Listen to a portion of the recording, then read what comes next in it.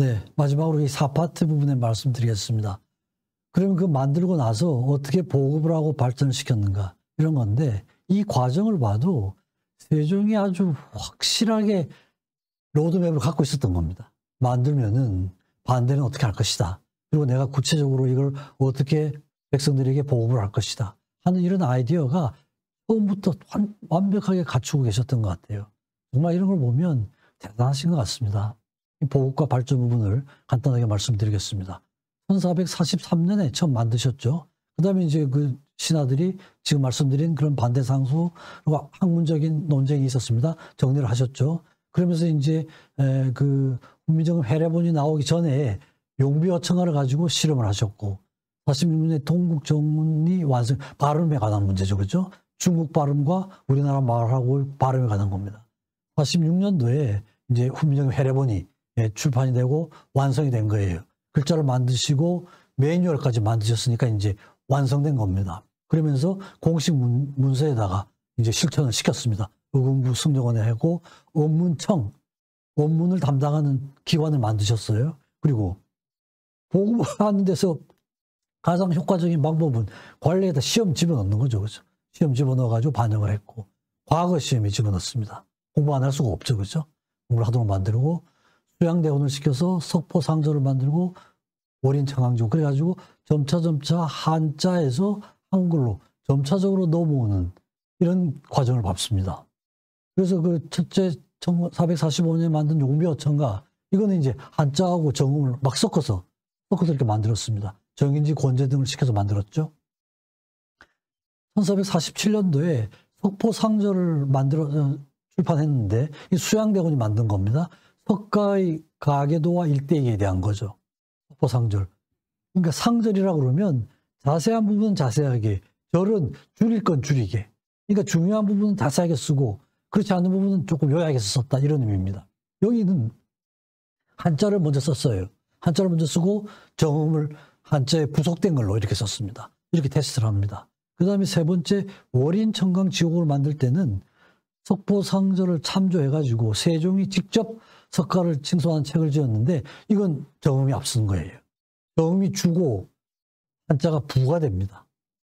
함께 쓰다가 한자가 정음이 부, 그 다음에 정음이 정, 한자가 부, 단계적으로 해서 월인청강지옥에서는 훈민정음이 주가 되고 한자가 부가 됩니다. 기가 막히죠, 그죠? 원해본들 세조 때 강경도감 불경을 출판하는 거죠. 불경언해 월인석포, 월인석포는 석포상절하고 월인청강지옥을 합본한 거죠, 그죠? 합본해가지고 만들었습니다. 거기에는 이제 앞부분에 훈민정음 해례본이 실려져 있어요. 해례본 중에 세종 부분과 정인지, 중간에 이제 제자는 없습니다. 거기 따로 실었습니다. 실었고 원해본 많이 만들었죠, 그죠? 소학도 만들고 1580년 소학원해. 이제 언해라는 말은 번역이란 말인데 번역하고의 차이점은 그 일반적인 외국어를 얘기할 때는 번역이란 말을 써요. 번역이고 중국 책을 번역할 때는 언해라는 말을 씁니다. 그러니까 언해는 번역은 번역이지만 주로 중국 책을 번역했을 때 언해란 말을 쓰죠.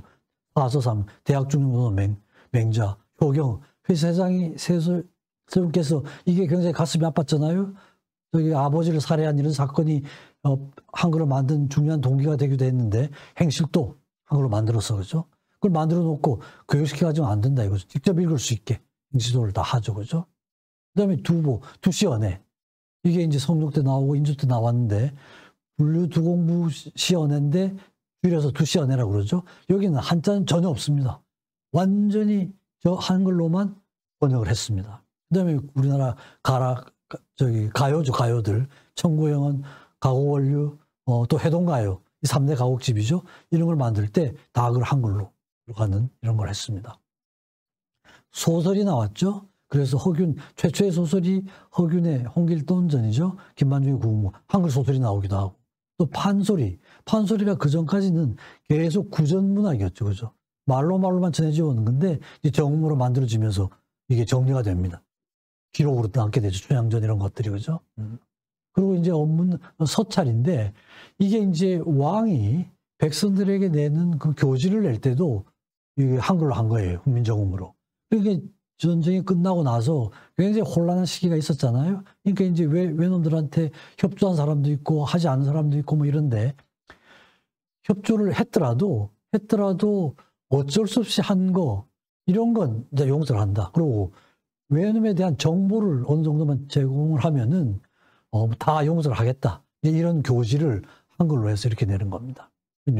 굉장히 벌써 한글이 많이 보급이 돼 있었다는 얘기를 하죠. 영조 때는 또 이런 사건이 있었습니다. 정몽주 후손 중에 한 부인이 정몽주에 대한 제사를 지내도록 허락해달라. 아마 그때까지는 제사를 지내지 못했던가 봐요. 그죠? 뭐 정몽주 뭐 이조 시대에 와서는 그랬잖아요. 근데 이제 세월이 많이 흘렀으니까 그 제사를 좀 조상에 대한 제사를 좀 지낼 수 있게 해달라는 그런 그 언단을 이제 건의서입니다. 왕한테. 이걸 이제 한글로 썼습니다. 벌써 이제 이런 게 백성들이 썼다는 건 거죠. 백성들한테 이게 한글이 굉장히 많이 퍼져 있다는 걸 영조가 허락을 했습니다. 그래서 저 때부터 정몽주에 대한 제사를 지낼 수가 있었던가 봐요. 그 다음에 1등 공신들은 왕실 여성들이죠. 그죠?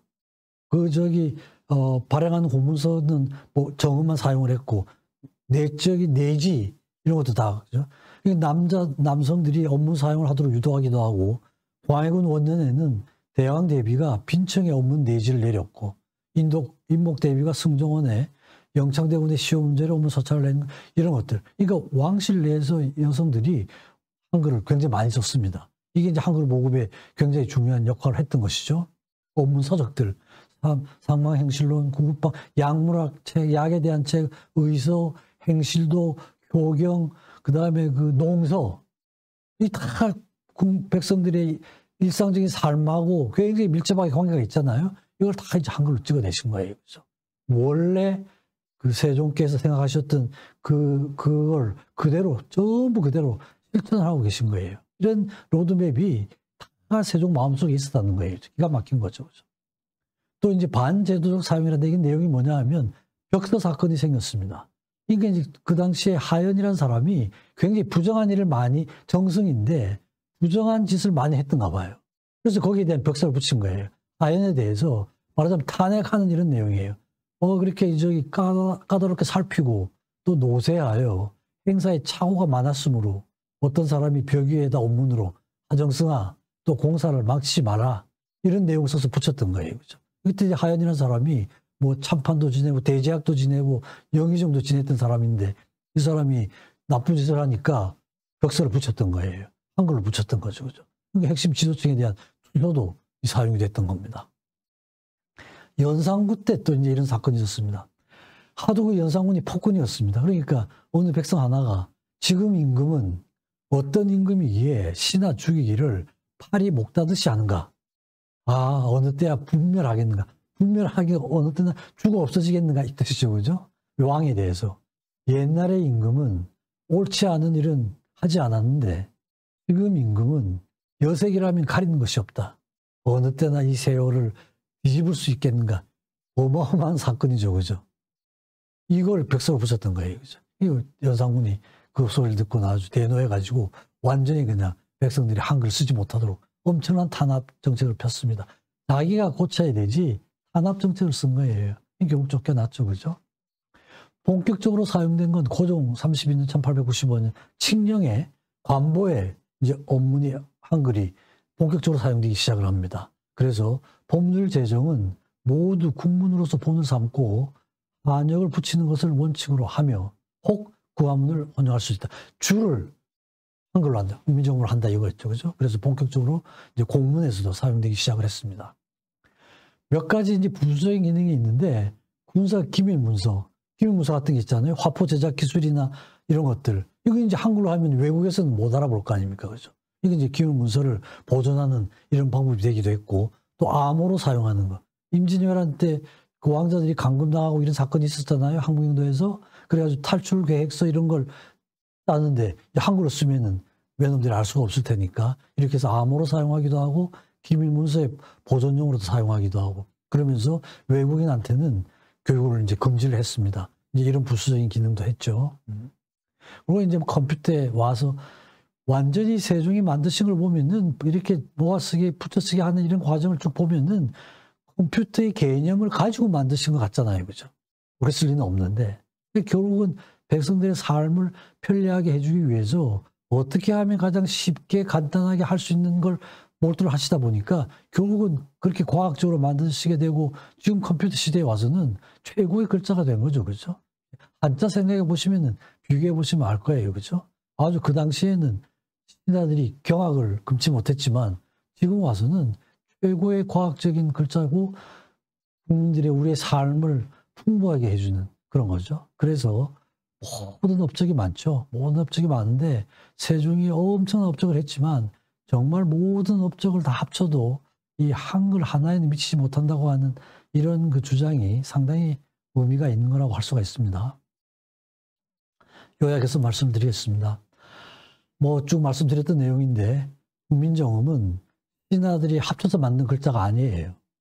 기록을 보면은 세종의 독자적인 패밀리 비즈니스예요. 세종 패밀리 비즈니스입니다. 왕자들, 공주들하고 같이 만든 겁니다. 만들고 나서 일부 집현전 학자들이 도와준 겁니다. 가장 완벽한 문자예요. 국방부의 2차원이죠. 3차원으로 만들었죠. 동방계에 오는 건 모음이 거의 없습니다. 완벽하게 모음을 했죠. 모음을 만들어도 실제 사용하는 말을 생각하셔서 만들었기 때문에 표현하는데 글자로 표현하는데 전혀 문제가 없어요. 풀 알파벳 시스템. 외국 학자들이 표현하는 게 한글을 뛰어넘는 글자는 이제는 없을 것이다. 이런 겁니다. 소리 글자로서 가장 완벽한 문자다. 이 자질 문자라는 단어가 있는데 이 자질 문자라는 말은 한글 때문에 생긴 단어예요. 뭐냐 하면 글자가 그 발음하는 기관을 닮아 있다 이런 겁니다. 그죠? 글자가 그 그런 글자는 한글밖에 없잖아요. 그러니까 따로 자질 문자는 그 글자를 얘기하는데 하나밖에 없는 거죠. 한글 때문에 생긴 용어입니다. 자질 문자라는 게. 완벽한 음절 문자로서도 그렇죠. 음절 문자로서도 나누어서 그렇죠. 분리 가능하죠. 음소가 모여서 음절이 되고. 이런 게 뭐냐. 기본적으로는 백성에 대한 지극한 사랑이 돼. 정말 이거는 정말 항상 모든 사람들이 배워야 될 이런 거죠. 그죠? 백성에 대한 지극한. 이게 단순히 형식적으로 내가 왕이니까 백성들을 살핀다 이게 아니에요. 그죠? 이게 아니고 정말 마음속 깊은 데서 우러나온 백성에 대한 지극한 사랑이. 모든 업적이 기본적으로는 백성의 보람된 삶과 관련된 거죠. 그죠? 이런 면에서는 세종대왕의 그런 교훈은 뭐 시간과 공간을 초월하는 이런 거죠. 따라서 우리가 민족 문화로서의 자긍심입니다. 문화가 국력이다 그러잖아요. 김구 선생님 말씀이죠. 정말 우리는 이 한글 하나만으로도 세계 최고의 문화민족이에요. 누구에게도 굴리지 않고 자신 있게 뭐 이것 때문에 발전할 수 있는 게 얼마나 많습니까? 자긍심을 충분히 가져도 좋다. 이렇게 할 수 있는 게 한글 훈민정음입니다. 그래서 정인지께서 그 훈민정음 해례본 마지막에 정음은 깊다 이렇게 표현을 하셨는데 이제 제가 내리는 결론은 정음은 넓고도 깊다 이렇게 말씀을 드릴 수가 있을 것 같습니다. 그렇죠. 오늘도 이게 제가 이제 인간에 대한 생각을 하면서 만든 최종 모델입니다. 만사 형통의 모델이라고 제가 이 시간에도 여러 번 말씀드렸는데 구조적인 거, 시간, 공간, 태도 이런 건데 정말 세종은 제가 이렇게 수십 년 해서 만든 이 모델을 완벽하게 실천하고 계시는 분 같아요. 그렇죠? 완벽하게 실천한 분 같고 제가 이 모델을 가지고 또 분석할 수 있는 이런 기회는 한번 가지려고 그럽니다. 그래서 제가 세종에 대한 말씀, 한글에 대한 말씀을 드리면서 제 모델하고 비교를 하면서 제 모델도 상당히 괜찮은 모델이다. 이제 이런 생각을 가지고 있습니다. 좀 관심을 가져주시면 좋을 것 같습니다. 네, 이상으로 한글에 대한 말씀을 맺도록 하겠습니다. 경청해 주셔서 고맙습니다.